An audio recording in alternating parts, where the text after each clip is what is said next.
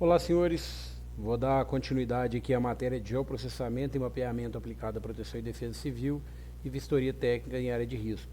O capitão Filemon já tinha ministrado a parte relacionada à vistoria técnica em área de risco e eu vou abordar a parte aí do geoprocessamento e do sensoriamento remoto. Então, senhores, eu sou o capitão Rendel, do Corpo de Bombeiros Militar de Minas Gerais. Atualmente estou lotado no 2º Comando Operacional de Bombeiros, na cidade de Uberlândia. O 2º Comando Operacional de Bombeiros ele é responsável pelo atendimento do Triângulo Mineiro e Alto Paranaíba, né, tanto do Triângulo Sul quanto do Triângulo Norte. Aqui está meu contato, tá, senhores? O meu e-mail, caso alguém queira tirar alguma dúvida, prometo responder o mais rápido possível, tá? Meu currículo lá segue aqui também na apresentação. Caso queiram avaliar se tem alguma área de estudo aí similar a de algum dos senhores aí, para a gente trocar algumas informações. Vou começar falando um pouquinho aqui como é que eu cheguei nessa parte, né, nessa área de geoprocessamento, sensoriamento remoto. Eu entrei no bombeiro em 2004, desde 2007 eu atuo aí na área de incêndios florestais. E sempre vi essa necessidade aí de uma visão mais abrangente aí do cenário, né, de a gente entender ali o ambiente que a gente está trabalhando, tanto nas ações de prevenção quanto resposta. E aí comecei a visualizar algumas atividades relacionadas a sensoriamento, principalmente. Estou explicando mais à frente o que é isso. E aí lá em 2017, no Seminário Nacional de Bombeiros, participei de algumas palestras sobre o assunto. Em 2019 fiz o primeiro curso no Corpo de Bombeiros Militar do Mato Grosso. Depois participei de cursos na Universidade Federal de Uberlândia, no IBAMA. Depois criamos nossos cursos de perícia, bem perícia de incêndio, bem pautado aí na parte de geoprocessamento, né, bem ancorado no geoprocessamento. O próprio curso de geoprocessamento nosso também, tá? E também participei de 2 pós-graduações, onde escrevi artigos aí sobre esse assunto. Então, assim, é um assunto muito importante, principalmente para essa área de proteção e defesa civil, onde a gente precisa conhecer o terreno que a gente vai trabalhar. A metodologia da nossa disciplina vai se dar com a apresentação teórica, que é essa aula de hoje, e depois vídeos sobre a ferramenta, o uso da ferramenta de SIG, que nós elegemos aqui para utilizar o QGIS, tá? E teremos 3 atividades avaliativas, 25 pontos cada um, atividades simples que serão realizadas aqui ao longo dos vídeos, e os senhores vão repetir as atividades com outras informações, tá? O capitão Filemon já distribuiu 25 pontos e os outros 75 pontos é relacionado à minha parte da matéria, tá? Então, os objetivos dessa disciplina: apresentar conceitos teóricos de geoprocessamento e demonstrar como utilizar para o mapeamento de área de risco, subsidiando ações de prevenção, mitigação e resposta em desastres. Capacitar os senhores na construção de mapas georreferenciados, possibilitando a análise do ambiente, bem como planejamento de políticas públicas eficientes. E mostrar a base de dados já existentes, que podem ser úteis aí na criação de mapas e planejamentos relacionados à atividade de proteção e defesa civil.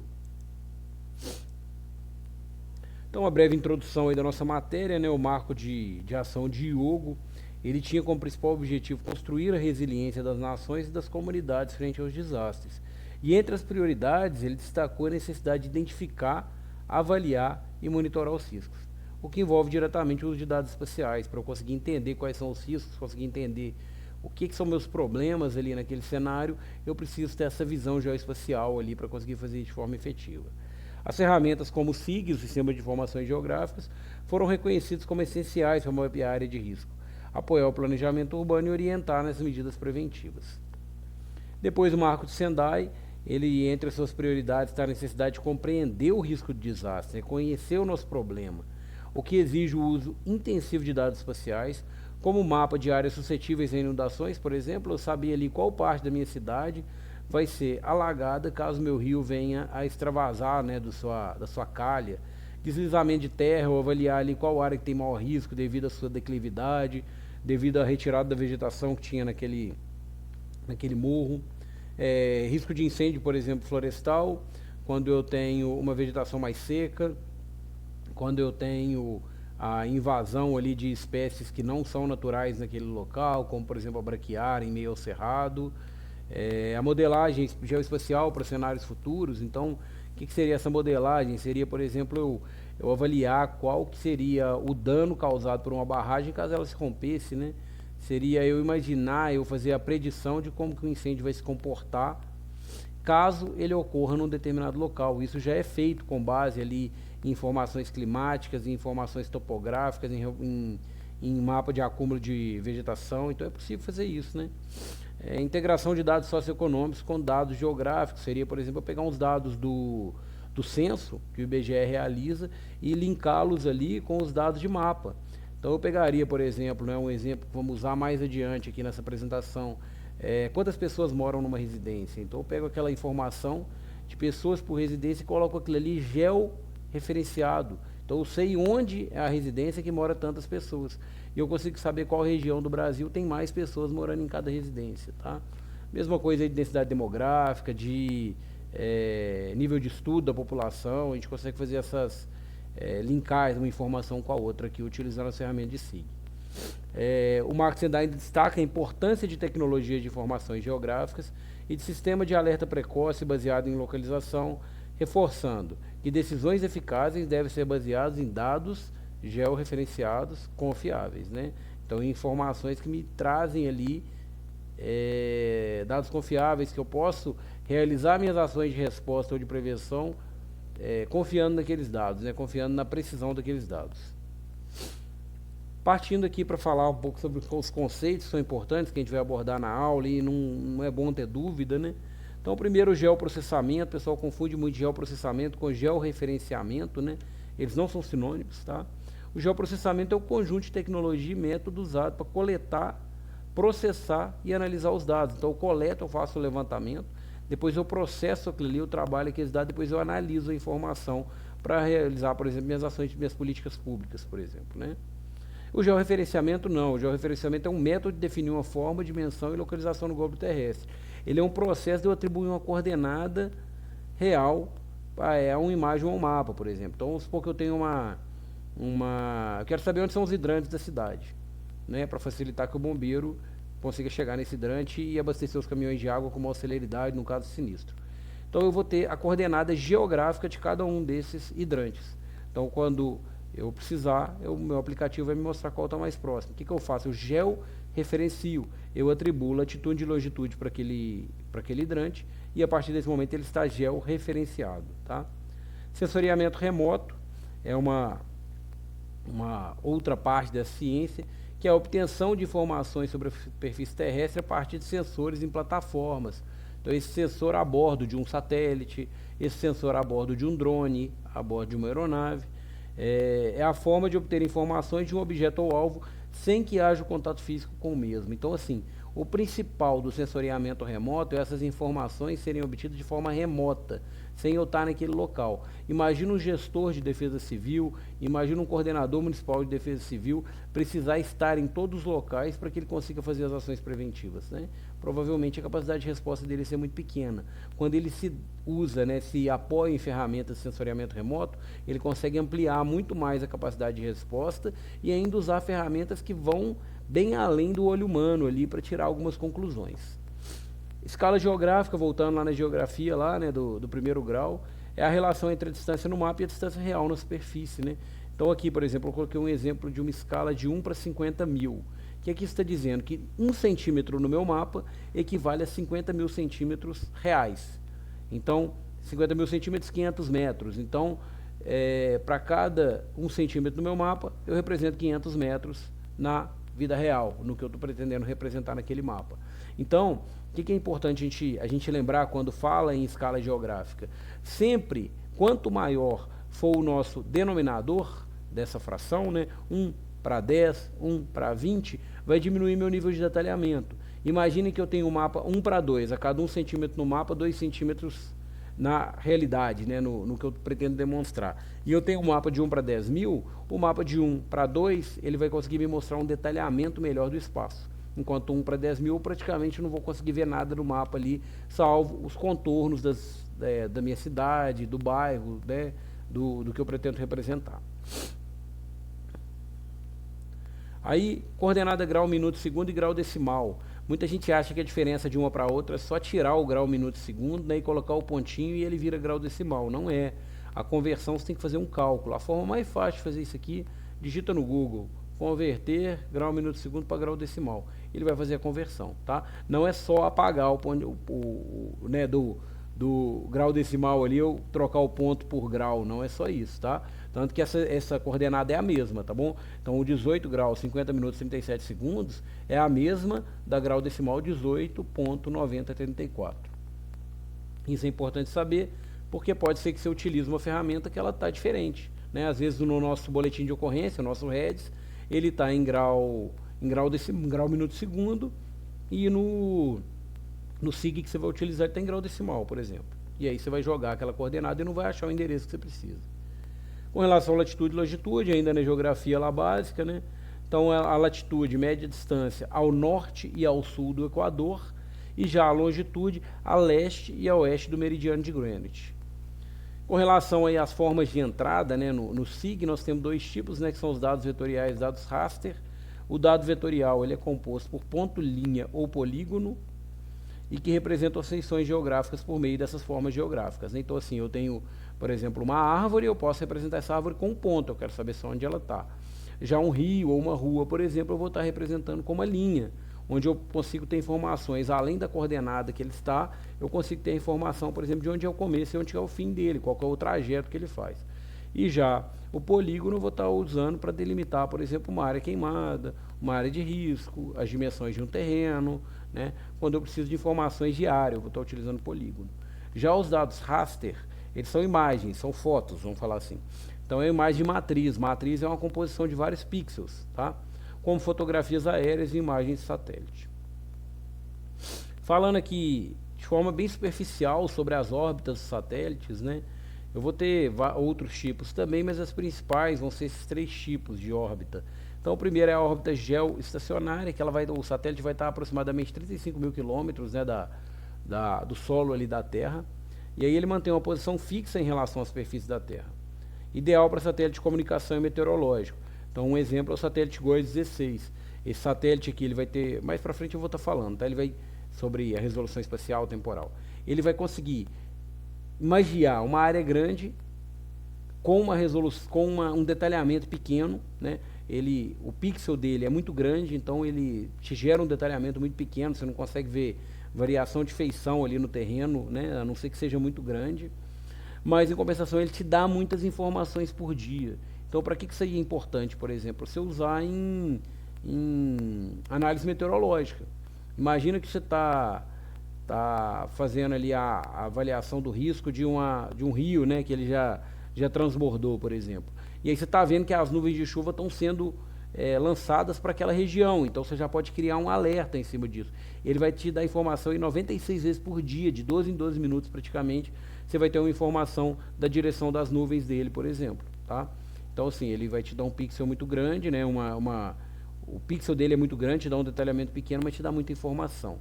Por quê? Porque ele está muito alto, então ele consegue imaginar uma área maior. Já a órbita polar, ele vai estar de 200 a 1000, e aí ele vai passando sobre os polos da Terra, cobrindo a maioria da superfície terrestre ao longo de várias órbitas, tá? Aí os satélites aí, exemplo, satélite Landsat, Sentinel, são satélites que a gente usa muito para fazer análise visual, por exemplo, de uma mudança de um ambiente, por exemplo, eu quero saber, por exemplo, como que está a cobertura vegetal lá de um ano para o outro. Eu pego uma imagem e comparo. Então são ótimos satélites gratuitos esses. E órbita de baixa altitude, vai estar aí de 160 a 200. São usados satélites de observação da Terra e satélite de comunicação de baixa latência. Baixa latência está relacionada a baixo tempo de resposta dele. Ele consegue te dar uma informação rápida, que ele está a uma baixa altitude. Aí exemplos, aí a gente tem o Terra, o Aqua. A gente usa muito esses satélites aí para fazer análise de focos de calor, né? O INPE disponibiliza isso, a NASA, né, tem o portal deles também que disponibilizam essas informações aí de foco de calor, e são bons satélites esses aí. Partindo aí para os tipos de sensores, né, eles podem ser de dois tipos, podem ser ativos e passivos. Os sensores passivos, eles não geram energia, então ele vai utilizar a energia gerada de uma fonte externa. A principal fonte externa é o Sol. Então o sensor recebe a luz refletiva de uma fonte de radiação externa. Então o que acontece? O Sol emite a sua radiação, ela atinge algum objeto aqui na Terra, esse objeto vai absorver um pouco de energia e vai refletir outra. Cada objeto vai refletir uma quantidade e vai absorver uma quantidade. Isso aí é a sua assinatura espectral, que nós vamos falar mais à frente, tá? Então, por exemplo, eu tô com essa roupa laranja aqui, então ele absorve outras cores e reflete mais laranja. Eu tô com a vegetação, por exemplo, ela é verde, né? A laranja é uma composição, né? Mas eu tô com uma planta que ela é verde, por exemplo, ela absorve mais o vermelho e o azul e ela reflete mais o infravermelho e o verde, tá? Então, o Sol, né, vai estar jogando essa energia aqui na Terra, o objeto vai estar absorvendo uma certa quantidade, refletindo outra, vai estar retornando lá para o sensor, né, essa reflexão, e o sensor vai estar mandando para uma estação aqui de recepção na Terra, é onde a gente vai conseguir trabalhar esses dados, tá?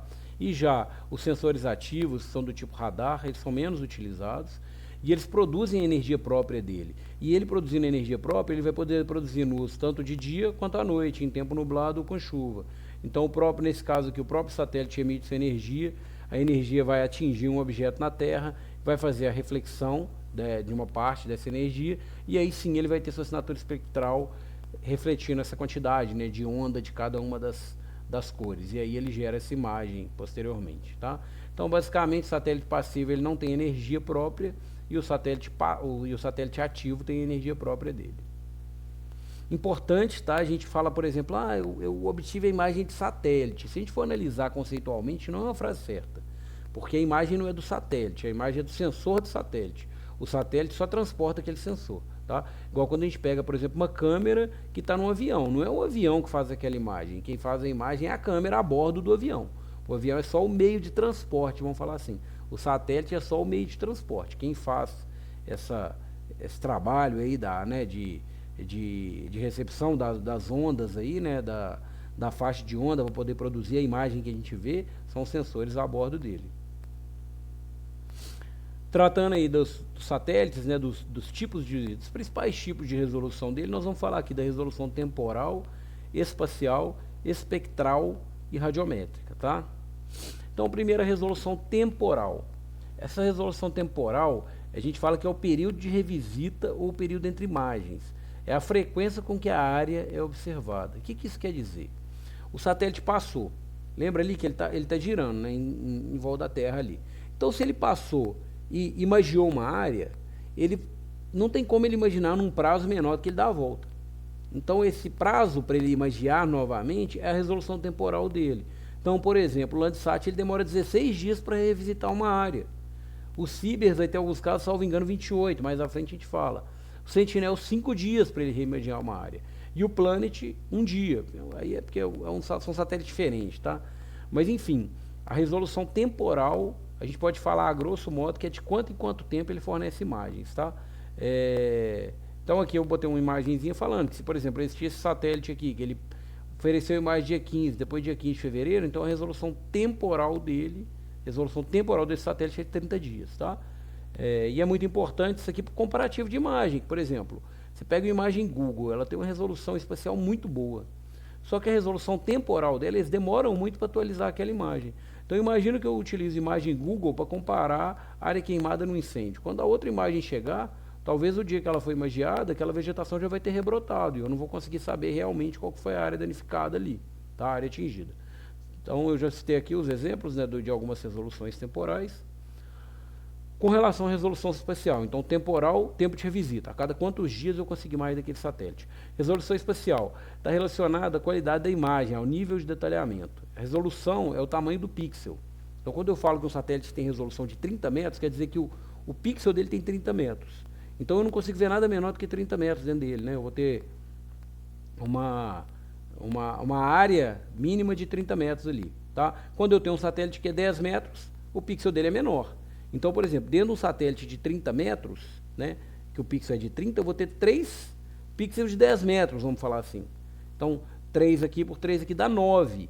Então, por exemplo, o Sentinel ele não é 3 vezes melhor a imagem do que o Landsat, por exemplo, né, que um é 10, o outro é 30. Ele é 9 vezes melhor, que é quadrado, né? Então, quanto maior o pixel, né? Quanto maior esse pixel, um pixel, aí você fala 30 metros, 50 metros, 100 metros, menor vai ser a precisão do que a gente consegue ver lá dentro, tá? E aqui um exemplo aqui do que seria essa resolução espacial. Olha aqui, essa primeira imagem eu tenho um satélite que me dá resolução espacial de 30 metros, ou seja, cada pixelzinho dele tem 30 metros por 30 metros. Então nessa resolução eu não consigo nem imaginar o que que é isso aqui, ó. Me parece ser a água aqui à direita, mas eu não consigo imaginar o que que é essa ponta para cá e tal. Na hora que eu passo para analisar com um satélite de uma resolução de 5 metros, eu já consigo ver que aqui parece ter ruas aqui dentro, parece ter uma via, parece ter uma construção aqui, mas ainda não sei o que que é. Se eu tenho um satélite de 1 metro, que me oferece uma resolução, um pixel de 1 metro, né, o pixelzinho dele é pequenininho, então eu consigo ter vários pixels naquela imagem, aí eu já consigo ver que isso aqui trata de um aeroporto. Né? Eu tenho aqui diversas aeronaves aqui parece que eu tenho o terminal de embarque, aqui eu tenho outras aeronaves, aqui eu tenho a pista. Então a resolução espacial, ela me mostra uma imagem melhor, um detalhamento melhor daquela imagem. Já aqui, ó, eu tenho, por exemplo, essa imagem, me parece que é uma marina, né, um cais de barco, com uma resolução de 50 centímetros, ou seja, o pixel aqui tem 50 centímetros. Então, objetos maiores de 50 centímetros, em tese, eu já consigo ver nessa imagem. Aí depois a resolução de 1 metro, ela piora um pouco, a resolução de 2,5 ela piora um pouco mais, 5 metros ela já está pior, 10 metros já começa a ser um borrão, 20 metros eu não consigo fazer nem ideia do que é que está naquele lugar. A de 10 aqui já é difícil a gente falar o que tem, né? Poderia confundir bem aqui com uma vegetação, por exemplo, e uma área sem vegetação no meio. E não é isso, né? Quando a gente tem uma resolução melhor, a gente consegue ter uma visualização melhor. Já com 80 metros aqui, eu vejo pouca diferença de feição entre uma e outra. Com relação à resolução espectral, ela é relativa ao número e ao tamanho das regiões espectrais que os sensores captam os dados. Azul, vermelho, verde, infravermelho próximo e infravermelho termal. O que a resolução espectral me traz? É qual que vai ser o comprimento de onda de cada uma dessas cores. Depois a gente vai estar vendo na tabela lá, que quando eu pego a informação do satélite, ele me fala, ó, esse satélite aqui, ele trabalha, por exemplo, com um comprimento de onda de 300 a 400 no azul, e de 400 a 500 no verde, e de 500 a 600 no vermelho, e de 600 a 1200 no infravermelho próximo, tá? Então essa resolução espectral vai estar relacionada ao tamanho do comprimento de onda de cada cor daquele satélite, tá? De cada banda daquele satélite. E, por fim, a resolução radiométrica, ela é a sensibilidade e o nível de informação da imagem. Em um mesmo pixel, eu posso ter uma qualidade melhor ou pior, né? Em um conjunto de pixels ali, uma matriz, eu posso ter uma qualidade melhor ou pior. Ela é medida em bits, tá? Sempre 2 elevado ao número de bits. Então, se eu tenho ali um satélite de 1 bit, vai ser 2 elevado a 1, e ele vai ter 2 cores. Se eu pego, por exemplo, um satélite 2 elevado a 2, ele vai ter 4 cores. Se eu pego um 2 elevado a 3, ele vai ter 8 cores, e assim vai. Tá? Então, isso aqui são tonalidades de cinza. É essencial para a utilização em índices espectrais, como NBR, NDWI. Depois eu explico o que é isso mais adiante. Tá? Ele pega esse valor de cada pixel e faz o cálculo comparativo entre uma imagem e outra. Tá? Então, aqui, por exemplo, ó, esse satélite aqui, por exemplo, o de baixo, ele é um satélite de 1 bit. Então, 2 elevado a 1. Ele só tem 2 cores, preto e branco. Então eu não consigo fazer nem ideia do que é isso aqui, né? Do que ele está me representando. Isso independente da resolução espacial, tá, pessoal? A resolução espacial é o tamanho do pixel. E aí a resolução espectral é relacionada à quantidade de cores dentro daquela imagem. Já aqui eu tenho 2 bits, então ele vai ser 4 tonalidades de cor. Ele tem aqui 5 bits, ele vai ter 16 tonalidades de cor. E um satélite de 11 bits, por exemplo, como é o Sentinel, ele tem 2048 variações de cinza, né? Do branco ao preto ali, ele vai ter 2048 variações. E aqui do lado, né, a escala de cinza aqui, ele mostrando que aqui com 2 variações, 4 variações, e com 32 variações eu já consigo ter um detalhamento muito bom das cores. Senhores, eu vou parar nesse slide aqui, vou começar uma outra gravação para que o vídeo não fique grande e não fique muito difícil para carregar, tá? Vou encerrar aqui agora. Olá, senhores, dando continuidade à gravação do primeiro vídeo. Então, vamos falar aqui das principais satélites de observação na Terra. Então, eu tenho ali o Landsat, que ele é operado pela NASA e pelo Serviço Geológico dos Estados Unidos. E ele captura imagens multiespectrais, né? Várias bandas ali de alta resolução desde 1972. Então, ele é muito interessante para fazer análise, porque eu vou ter uma série histórica muito boa. Imagina que você tem uma cidade que você quer entender, por exemplo, por que ela teve um deslizamento de terra. E aí você vai buscar as imagens desde 1972, você vai ter informações te mostrando ali como é que era a ocupação do solo naquele local. E aí você começa a entender onde que foi o erro. Ou, por exemplo, você quer entender por que que você teve uma erosão no local ali, então você começa a analisar as imagens ano a ano, mês a mês, de acordo com a resolução temporal que ele vai te dar. Então essa série histórica ser grande, ela é muito importante para análise temporal, tá? Aí as aplicações do Landsat, ele é monitoramento de mudança no uso do solo, desmatamento, urbanização, né? Consigo ver como é que era aquela cidade antes, consigo ver como é que era aquela vegetação, qual que era a ocupação do solo lá 10 anos atrás, né? Consigo ver se ela era uma mata nativa, hoje é soja, então foi desmatado, aquele desmatamento foi legal ou foi ilegal. E aí eu preciso fazer um relatório para mostrar que houve desmatamento. Como é que eu faço esse relatório se eu não utilizar as informações geoespaciais? Como é que eu vou colocar num processo, por exemplo, para alegar que ali existia vegetação nativa, se eu não consigo demonstrar isso aí? Então, o sensoriamento remoto, ele é essencial para as ações de defesa civil, tá, senhores? Como já foi comentado aqui em vários pontos da apresentação. O Sentinel, ele é operado pela Agência Espacial Europeia, é um conjunto de satélites com diferentes sensores para múltiplas ações, né?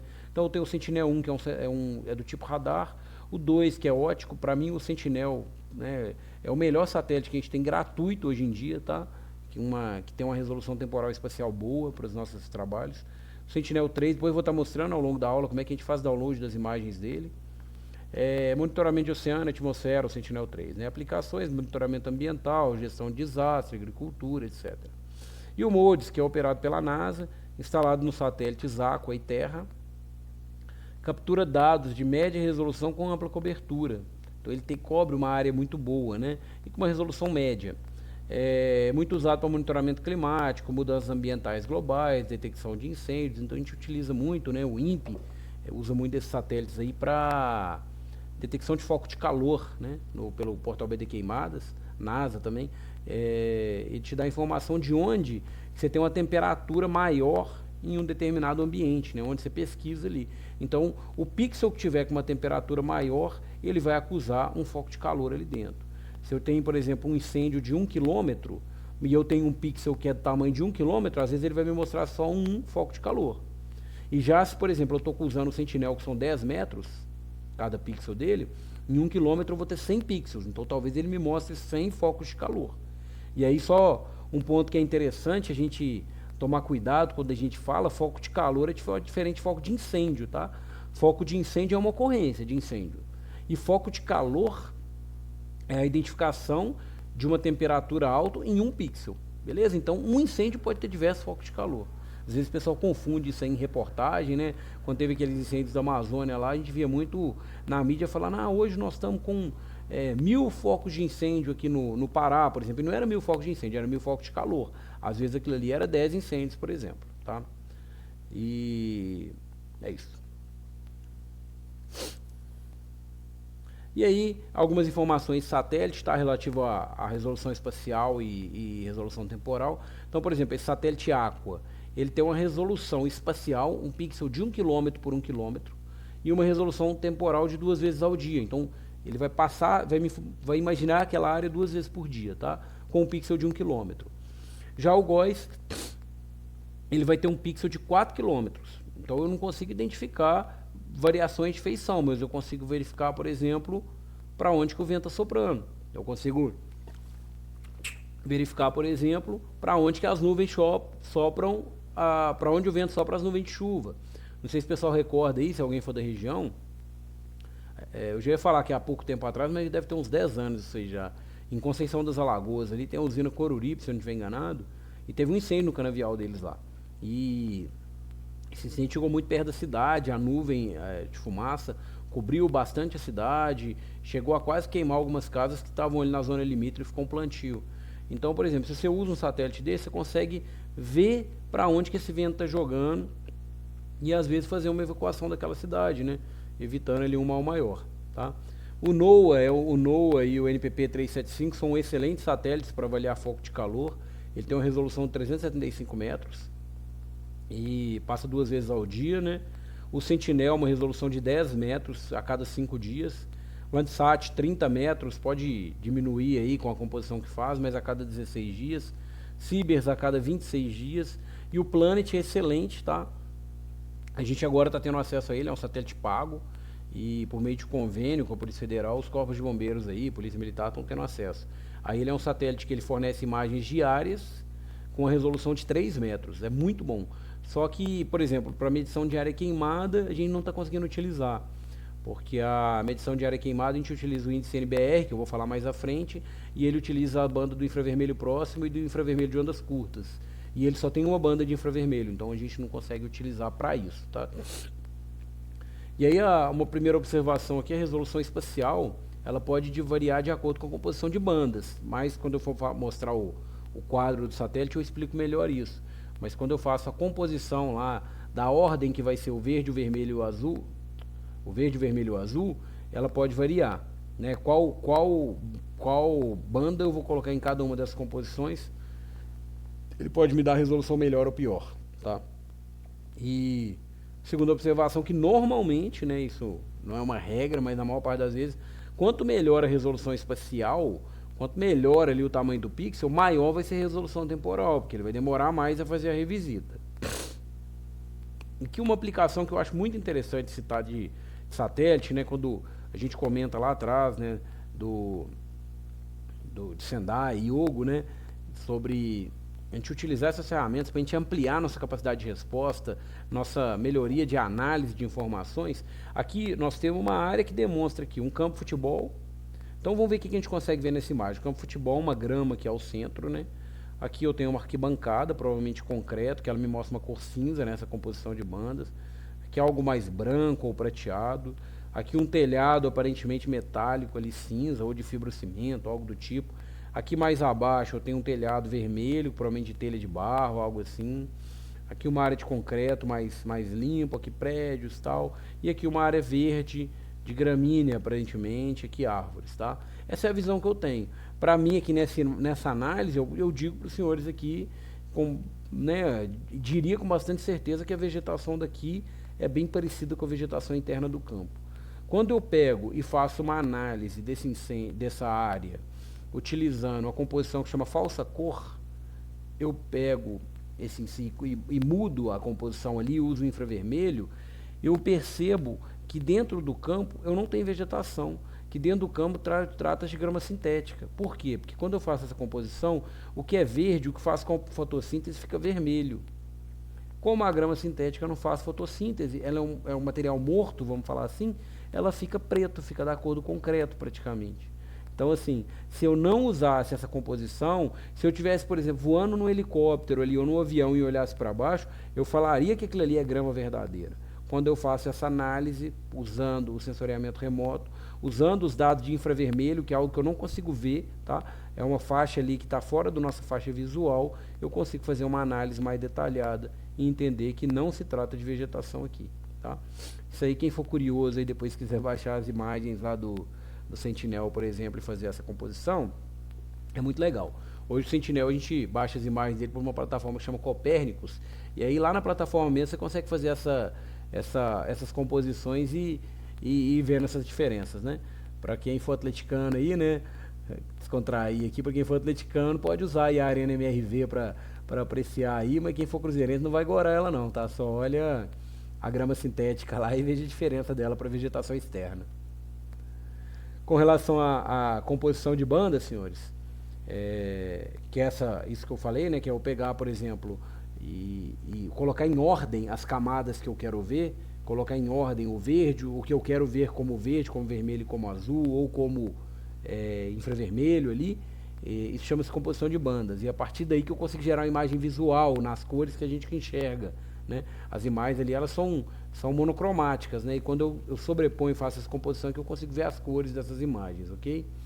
Então, o sensor a bordo do satélite, ele captura a radiação refletida ou emitida pela Terra, como comentamos anteriormente, e essas bandas, né, que são as reflexões ali, né, que o satélite, que o sensor lá vai receber, elas podem cobrir desde o visível, né, as cores que a gente vê, até o infravermelho e as micro-ondas, permitindo uma análise detalhada de diferentes propriedades da Terra, da vegetação, da água e da atmosfera.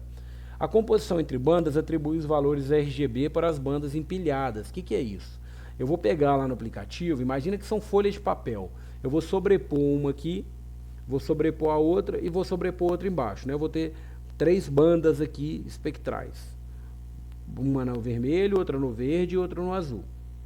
Depois, quando eu faço a composição, eu dou um comando no aplicativo que ele une essas bandas. Na hora que ele une essas bandas, ele cria uma banda única, que eu consigo visualizá-la de forma colorida e que eu posso colocar uma composição que ela traga os objetos das cores que a gente costuma ver. O verde como vegetação, o preto como cinza, de área queimada, o marrom como terra, mas eu posso também fazer outro tipo de composição que me destaque mais o que eu quero ver. Por exemplo, na imagem anterior aqui, eu coloquei que eu quero que a área verde fique preta, fique vermelha, e a área queimada ou a área morta, onde não tem fotossíntese, fica preta. Aí mais à frente eu mostro uma imagem para os senhores aí de incêndio, os senhores vão ver o quanto isso destaca, o quanto é bom, tá? Para análise. E aí com relação à composição de bandas, né, ainda, as bandas do visível, do que a gente enxerga a olho nu, são o azul, o verde e o vermelho. E, não sei se está claro para todo mundo, quando a gente fala RGB, né, é o R do red, o G do green e o blue do azul, né, que são as cores primárias ali na composição de imagem, tá? Então a cor azul, ela é sensível a corpos d'água, então ela vai refletir bem o azul ali, o corpo d'água, né? E propriedades atmosféricas, e ela vai trabalhar ali de 400 a 500 nanômetros no Sentinel. Isso vai variar de um para outro, né? O verde, ele é sensível à vegetação e à saúde das plantas, né? A saúde ali relacionada à fotossíntese, vai trabalhar na faixa de onda de 500 a 600. E o vermelho sensível à biomassa e à vegetação, de 600 a 700. E aí depois eu ainda tenho, que não é visual, né? O infravermelho próximo, chamado de NIR, né? O Near Infrared, que ele trabalha de 700 a 1100, né? A leitura dele, da faixa de onda dele vai ser de 700 a 1100. Ele é sensível à vegetação, saúde de planta e biomassa, usado para calcular índices, como NDVI e NBR. E já o infravermelho de ondas curtas, Shortwave Infrared, a faixa de onda dele vai ser de 1100 a 2500, e aí a aplicação dele vai ser sensível à umidade do solo, né? Estrutura de vegetação e queimadas, utilizado para monitoramento de incêndios florestais. E aí esses índices espectrais que eu comentei, né? Então ali eu tenho primeiro a composição de bandas, que é eu juntar as camadas que eu tive ali, cada camada de uma cor ali, né? Uma classificada no vermelho, outra no azul, outra no verde, e aí eu junto e crio uma imagem. E outra situação são os índices espectrais, que eles vão trabalhar ali em cima da resolução radiométrica do satélite, tá? Então, por exemplo, esse índice NDVI, que é o índice de vegetação por diferença normalizada, ele avalia a vitalidade da vegetação, identifica a área de risco de queimadas ou degradação ambiental, porque ele verifica que houve uma desidratação daquela vegetação, nos trazendo um alerta de risco de incêndio, tá? E como que ele faz esse cálculo? Pixel a pixel ele vai fazer o cálculo ali. Ele vai pegar o infravermelho próximo menos a banda do vermelho, o valor delas, dividido pelo infravermelho próximo mais a banda do vermelho. Isso aqui já é uma questão de prova para os senhores calcularem, tá? Brincadeira, né? Isso aqui o aplicativo faz, tá, gente? Isso aqui é um comando que você dá lá e ele faz esse cálculo, tá? É só para a gente entender como é que esse cálculo é feito, tá? O outro índice NBR, que é o que eu trabalhei aí no meu último artigo que eu escrevi, que a gente inclusive esse ano padronizou aí como uma das formas de medição de área queimada no Corpo de Bombeiros, utilizando esse índice NBR, tá? Utilizando o NBR da imagem antes pela imagem depois. Então eu pego ali uma imagem e abato da outra imagem. O que sobra é só o que houve variação de feição. E aquilo ali é a cicatriz do incêndio. É algo bem simples e bem interessante e bem preciso, tá? Então o NBR é um índice de queimadas, né? É um índice de queimada normalizada. Ele detecta a área queimada e severidade do fogo por comparação antes e depois do incêndio, ou seja, o delta NBR, variação de NBR. Aí ele trabalha ali, para você fazer o NBR, você vai pegar o infravermelho próximo menos o infravermelho de ondas curtas, dividido pelo infravermelho próximo, mais o infravermelho de ondas curtas. Beleza? Lembrando que a calculadora do aplicativo faz isso aí.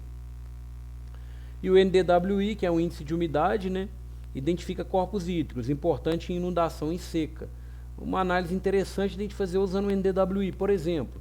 Imagina ali que eu tive um rompimento de uma barragem de água, vamos usar, ou de rejeito, que tem mais umidade do que o solo. Então eu pego a imagem anterior, faço o NDWI de antes daquele acidente. E faço o NDWI depois daquele acidente, com a imagem depois. Ele vai abater a imagem antes menos a imagem depois. O que vai sobrar?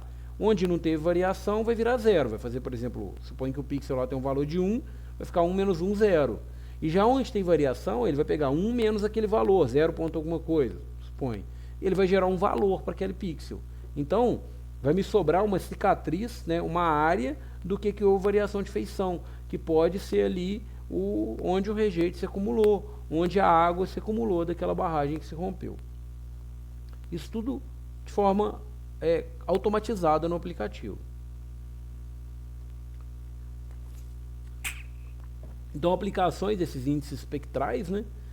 Monitoramento de seca e estiagem, avaliando o estresse hídrico da vegetação, mapeamento de área queimada. Só nesse primeiro aqui tem um trabalho que eu vi uma vez aqui de Portugal, que é muito interessante. Eles pegam, o professor Ubirajara da UFMG também desenvolveu um trabalho, né, relacionado à predição de incêndio bem interessante, né?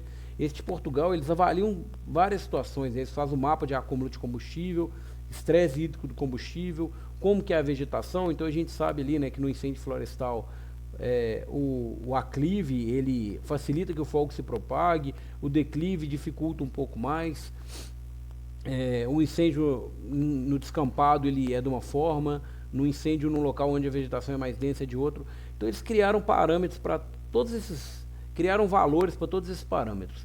Então quando eles fazem uma predição lá, falando tipo assim, ó, se o incêndio começar nesse local aqui, ele vai se comportar assim. E eles tiveram mais de 95% de acerto em como aquele incêndio vai se comportar. Para que isso aí é importante? Porque eles conseguem avaliar em qual ponto aquela frente do incêndio vai estar menor. E às vezes ali é o lugar ideal deles conseguirem combater. Então assim, começar a falar que tem N aplicações aí muito importantes para nós, né, nas ações de defesa civil. Mapeamento de área de queimada, contribuindo para ações de resposta e responsabilização. Lembrando aqui, essa frase que ela me chama sempre muita atenção quando eu cito, que é a responsabilização. Como é que eu responsabilizo quem está errado num acidente, por exemplo, se eu não consigo demonstrar aquilo ali no processo? Se eu pego e não coloco nada, o processo vai ter que encaminhar alguém lá, né, para estar avaliando, um técnico ali, um perito para estar avaliando no local. Se eu já incluo naquele processo ali, né, na multa que eu vou emitir ali como agente público, aquela imagem visual do antes e o depois, aquilo ali facilita muito mais para que a multa possa ser produzida, né, para que possa autuar aquele infrator. Avaliação de risco de deslizamentos, ao monitorar a perda de cobertura vegetal em costa, gestão de recursos hídricos com base na variação de corpos d'água, planejamento de ações preventivas com base em mudança ambiental detectada por satélites. Tá? Eu comentei com os senhores aí que ia passar aqui sobre as características do satélite, né? Então, para eu ter acesso a essas informações de satélite, eu vou lá no Google lá e digito informações satélite Landsat. Ele vai aparecer esse quadro aqui nas imagens. Então aqui, ó, o que ele me mostra? Ele me mostra que ele tem dois tipos de sensor, esse sensor OLE e esse TIS. Ele me mostra quais são as bandas espectrais desse satélite. Então ele vai ali do B1 até o B11, sendo que as bandas B10 e B11 são termais. As bandas aqui de B6, B7, B5 a B7 de infravermelho e B1, B2, B3, verde, vermelho e azul. Tá? Ele me fala qual que é a resolução espectral de cada uma delas. Ele me mostra qual que é a resolução especial se eu fizer a composição usando essas bandas. Então, se eu fizer qualquer composição usando as bandas B1 a B7, ele vai me gerar uma resolução espacial de 30 metros. Já se eu usar essa banda pancromática, que ela vai me mostrar só preto e branco, ela me dá uma resolução de 15 metros, ou seja, bem melhor, né? Só que eu posso depois fazer uma nova composição da pancromática com a colorida, aí eu consigo ter uma imagem colorida de 15 metros, isso é bem interessante, tá? Agora, se eu uso, por exemplo, uma composição que vai usar um infravermelho termal, meu pixel vai ter 100 metros de resolução espacial. Outra situação, resolução temporal dele, né? Ele me fala que são 16 dias. Área imagiada, não confunda com o tamanho do pixel. O tamanho do pixel é o menor pixel que ele vai imagiar, né? Quando o maior zoom que eu consigo dar, eu chego naquele quadradinho. Ali é um pixel. No caso dele, 30 metros se eu fizer aquela primeira composição. A área imagiada é o tamanho, vou falar foto, mas o nome não é foto, tá, pessoal? É o tamanho da imagem ali, também da imagem que ele faz de uma área. Então ele pega uma cena dele, que é o nome certo, ela tem 170 por 183 quilômetros. E a resolução radiométrica dele, 16 bits. Já o Sentinel, no site dele lá, ele mostra algumas informações textuais e outra aqui no quadro. Então ele me mostra ali que para a área que eu procurei, ele vai passar às 10 horas e 30 minutos aproximadamente. A resolução temporal dele é a cada 5 dias. A resolução radiométrica do Landsat é melhor, é 16 bits. e a do Sentinel 12 bits. 12 bits a gente já consegue enxergar perfeito, tá, pessoal? A largura de faixinha imagiada dele, 290 km, e ele me mostra aqui, por exemplo, se eu fizer composições usando B2, B3, B4, B8, 10 metros de resolução. Se eu usar a B5, a B12, 20 metros, e se eu usar a B1, a aerosol, a B9, a B10, ele vai me dar uma resolução de 60 metros. Então imagina que uma composição eu usar a azul, a verde e a suir, ele vai ter 20 metros de resolução, tá? E aí ele me mostra aqui também quais são as combinações de bandas. Se eu quero cor verdadeira, ver a cor que eu visualizo, eu vou colocar essas bandas na ordem. No vermelho eu vou colocar a banda 4, no verde eu vou colocar a banda 3 e no azul eu vou colocar a banda 2. Se eu quero falsa cor, no lugar do R do vermelho eu vou colocar a banda 8, vou colocar a banda 4 no lugar do verde e a banda 3 no lugar do azul. Por isso que chama falsa cor, tá? Eu crio uma cor que não é a cor verdadeira daqueles objetos. Aí aqui do Cibers a mesma coisa, com diversas informações, né? Eu vou deixar a apresentação para os senhores, depois podem dar uma olhada. Outra informação importante quando a gente fala de satélite é sobre imagem nadir e off-nadir. O que é isso? Imagem nadir é quando eu capturo essa imagem com o sensor apontado diretamente para baixo, ou seja, perpendicular à Terra. Como se imagina que nós somos o sensor, estamos ali deitados no helicóptero, assim, olhando para baixo. Quando eu olho totalmente para baixo, perpendicular à Terra, essa imagem é uma imagem nadir. Ou seja, quando o sensor faz essa imagem nadir, ela apresenta mínima distorção. Você consegue ver aquele objeto do tamanho que ele é, mesmo na proporção que ele é. Já quando é off-nadir, é aquela olhada na diagonal, né? Como se estivesse olhando no horizonte. E aí você vai ter áreas fora do ponto central da sua imagem, eles vão ter uma distorção maior, beleza? E aí o que isso influencia na imagem de satélite? Imagens de alta resolução, boa parte delas são vendidas, né? São pagas. E aí quando vai comprar uma imagem, a imagem nadir é bem mais cara que a off-nadir, que por vezes eles vão ter que deslocar o satélite para o local que a gente precisa, para que ele consiga fazer uma imagem nadir, tá? Só que ela vai ser uma imagem com melhor precisão, dependendo do que você vai fazer ali. Vou usar o exemplo de Brumadinho, vamos supor que eu vou fazer busca por corpos utilizando a imagem, sendo que eu consigo chegar ali em imagem, existem imagens até 10 centímetros o pixel, então eu consigo ver perfeitamente uma pessoa nessa imagem, e aí eu não quero distorção para isso, para fazer essa busca, então eu preciso de uma imagem nadir, ok? E essa informação ela vem ali quando você baixa a imagem, boa parte das vezes ela vem falando se é nadir ou off-nadir. Falar um pouquinho do QGIS, que é o software de SIG, né, que a gente vai estar utilizando. Por que utilizamos o QGIS, né, que a gente opta por ele? Ele é um software livre, ou seja, gratuito, de código aberto para sistema de informação geográfica. Quando os senhores forem baixar o QGIS, né, vou gravar um vídeo, o próximo vídeo vai ser sobre isso, como baixar, como instalar os complementos e tal. Os senhores vão ver que ele pede lá uma contribuição, né? Fala, deseja fazer uma contribuição em euros lá. Você pode colocar, fazer a contribuição, ou você pode clicar lá que não desejo e ir para o download, tá? Mas ele é gratuito, diferente, por exemplo, do ArcGIS, que ele tem uma licença que você tem que estar adquirindo. Isso para nós, assim, às vezes é difícil, né? Estar adquirindo essa licença para, por exemplo, como corpo de bombeiros para todo mundo. O bombeiro tem a licença, mas não são muitas do ArcGIS, por exemplo. Então nós optamos em utilizar o QGIS para essas atividades de medição diária, por exemplo. E aqui no curso nós vamos usar também para que todo mundo possa ter acesso sem ter que usar aplicativo pirata aí, tá? É usado para armazenar, gerenciar, analisar e representar dados geográficos. Permite trabalhar com mapas vetoriais, né, que são pontos, linhas ou polígonos, como comentei anteriormente, e imagens de satélite e outros dados raster, né? Raster lembra sempre de imagem. Possibilita a integração com bancos de dados espaciais, análise espaciais, medir distâncias, sobreposições, medir área e produção de mapa temático para impressão ou publicação digital. Falando um pouquinho aqui sobre os vetores, né? O vetor representa feições do mundo real por meio de geometria precisa.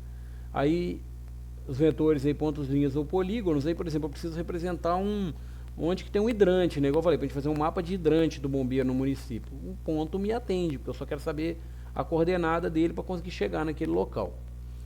Uma linha, né? Uma rua, um rio, se eu quero demonstrar o percurso dele, né? Demonstrar quais são as dimensões dele, eu vou estar utilizando uma linha. E o polígono para demonstrar uma área de risco, um rio, um terreno, por exemplo. e são ideais para representar objetos com limites bem definidos, né, e permite análise detalhada. Então essa imagem aqui é uma imagem que eu vejo a olho nu, né? Então as árvores aqui bonitinhas, um lago. E quando eu vejo ela no meu SIG, com uma entrada vetorial, eu vou ver dessa forma, né? As árvores olhando de cima vão ser pontos. Aqui esse terreno vai ser um polígono, o rio vai ser um polígono. O lago vai ser um polígono e o rio vai ser uma linha, tá? E já as imagens do tipo raster, né? É uma imagem digital, são compostas por uma grade de células, ou seja, vários pixels, e que vários pixels compõem essa imagem, né? Uma foto nossa é assim, né? Ele tem muitos pixels lá e quando junta todos esses pixels ele forma a foto, né? Antigamente a gente via muito isso, né? Câmera de celular vinha falar, na câmera de tantos pixels, né? Hoje em dia nem coloca isso mais, que todas são de boa qualidade, né? Então o pixel é a quantidade de pixel que aquela imagem ele vai ter, tá? Então são compostas por uma grade de célula ou pixel, em que cada célula possui um valor que representa uma característica da superfície, como temperatura, uso do solo ou altitude, tá? Cada célula representa uma área do terreno e é o formato mais comum em imagem de satélite e modelo de elevação. Então essa mesma imagem, quando eu vejo ela de forma raster, ela vai me apresentar dessa forma aqui, com matriz. Cada pixel desse aqui é a menor imagem, cada pixel desse aqui tem um valor radiométrico. E aí, falando ainda do raster, né, a imagem digital, ela é composta por pixel, que é a menor unidade de uma imagem digital, representando uma área específica na superfície, e o valor do pixel é um número, né, da resolução radiométrica dele, que corresponde à intensidade da radiação refletida ou emitida em um comprimento de onda específico, tá? Então, esse comprimento de onda que tem, esse comprimento de onda que o pixel representa ali, ele tem um valor, e esse valor eu uso para fazer cálculos, tá? Então aqui uma imagem de Brasília, na hora que eu dou um zoom ali, ele me mostra essa matriz de pixels, e aí cada pixel tem um valor aqui.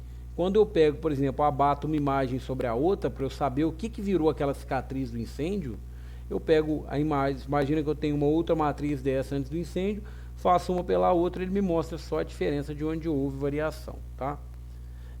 Se eu preciso fazer uma correção dessa imagem, por exemplo, igual a gente faz na televisão, quando a gente aperta o controle remoto da televisão lá e aumenta o contraste, é isso aqui, ó. A gente tem uma fórmula, né? Então, por exemplo, eu pego aqui o pixel 22, aí eu pego uma fórmula aqui para ele crescer de forma proporcional em todos os pixels e faço, por exemplo, o valor y é igual a 4 vezes o valor x mais 5, então 22 vezes 4 é 88 mais 5 93. Então ele aumenta na mesma proporção. Já aqui, por exemplo, essa célula 15 vezes 4, 60, mais 5, 65, está aqui o pixel.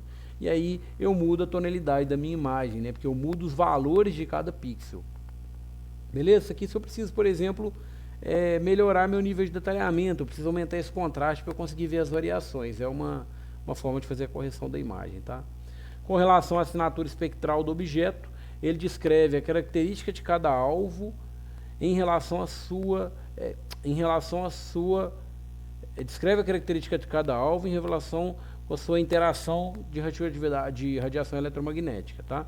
Geralmente, alvos de um mesmo grupo de feições têm comportamento espectral semelhante, o que caracteriza a assinatura espectral dessas feições. Imagina que eu tenho árvores que tem folhas parecidas, a assinatura espectral dela vai ser muito parecida, ou seja, o que eu vou visualizar pela imagem de satélite vai ser muito parecido. Já diferente, por exemplo, de uma folha de uma bananeira e a folha de um ipê. Elas têm uma assinatura espectral totalmente diferente, dependendo da resolução eu consigo identificar qual que é qual.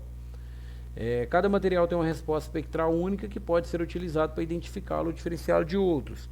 E aí os parâmetros que ele vai estar utilizando nessa assinatura, né? A densidade da cobertura vegetal, a largura de folha, fatores fisiológicos, déficit hídrico, ou seja, se ela está mais verde ou menos verde, né? Mais umidade acumulada, e a base para a classificação supervisionada.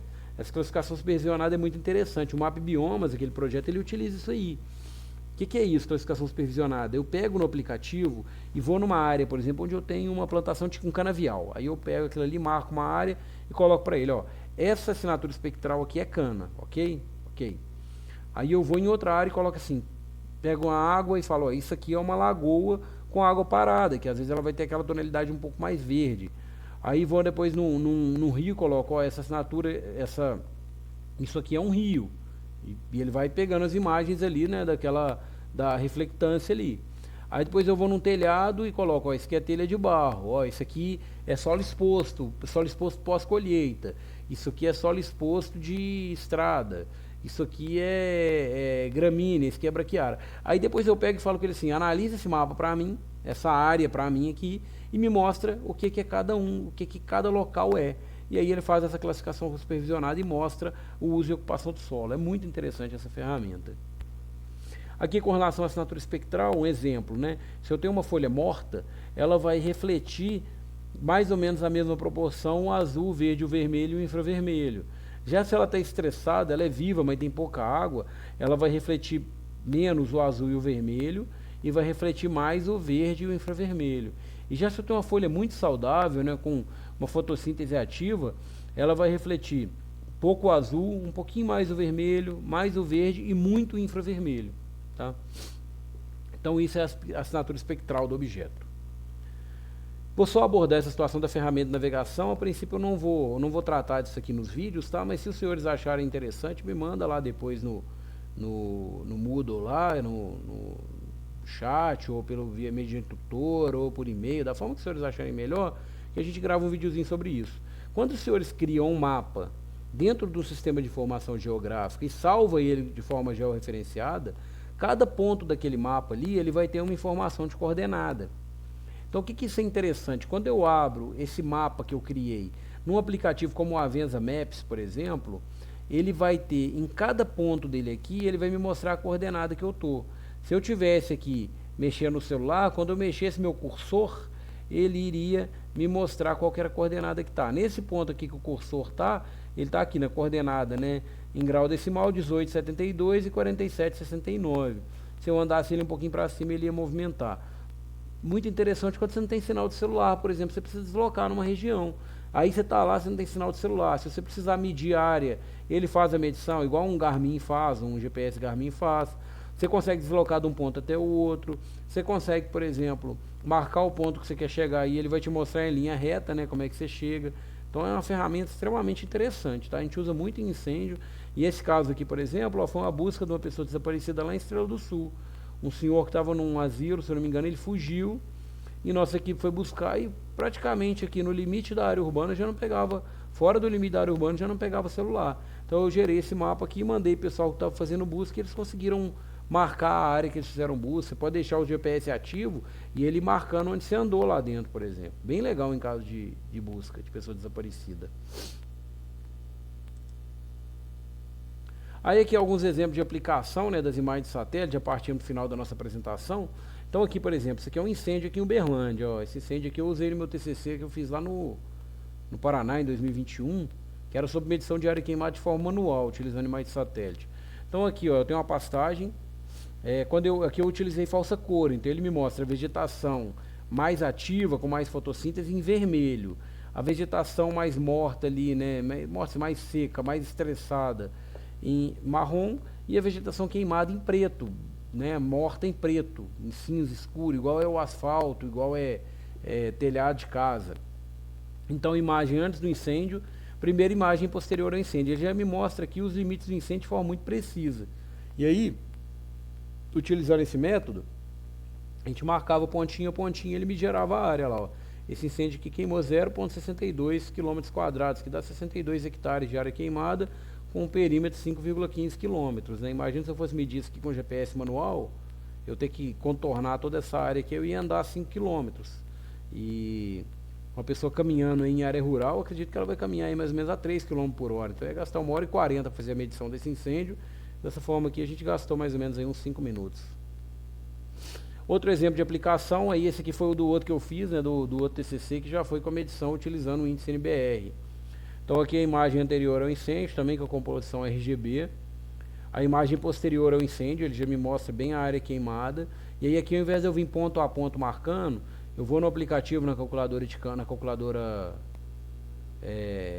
do aplicativo, e coloco lá que áreas maior que 0,1 é área queimada e menor que 0,1 é área não queimada, por exemplo.